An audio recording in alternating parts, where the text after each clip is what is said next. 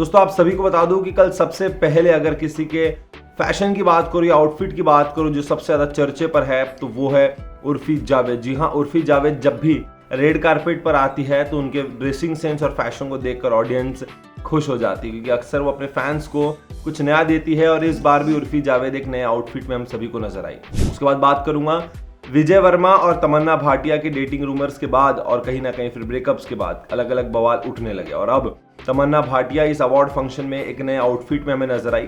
काफी लंबे टाइम बाद हमने तमन्ना भाटिया को किसी रेड कारपेट पे देखा और उनका वो आउटफिट देखकर लोग बेहद ज्यादा खुश हैं।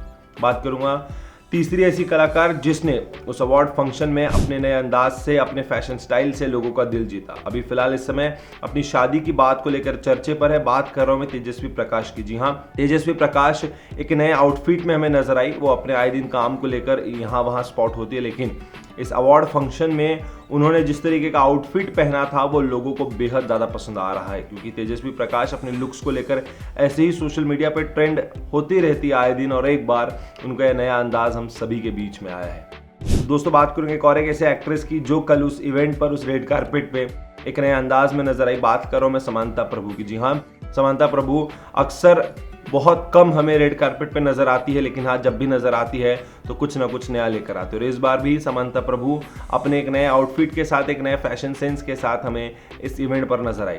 दोस्तों बिग बॉस की ऐसी कंटेस्टेंट जिसने क्रिश 3 में कंगना रनावत ने जिस तरीके का एक आउटफिट पहना था एक गाने में, कुछ उसी तरीके का एक आउटफिट हम सभी के बीच में वो पहन कर आई थी और उस आउटफिट को लोगों ने बेहद ज्यादा पसंद किया। और कंगना रनावत ने जिस तरीके से क्रिश 3 में उस आउटफिट को पहना था, कुछ उसी अंदाज में हमें नायरा बनर्जी नजर आई। नायरा बनर्जी का वो आउटफिट लोगों को बेहद ज्यादा पसंद आ रहा है और उनके उस आउटफिट को देखकर एक नए स्टाइल का ट्रेंड सेट करने की वो कोशिश कर रही है, ऐसा नजर आ रहा है।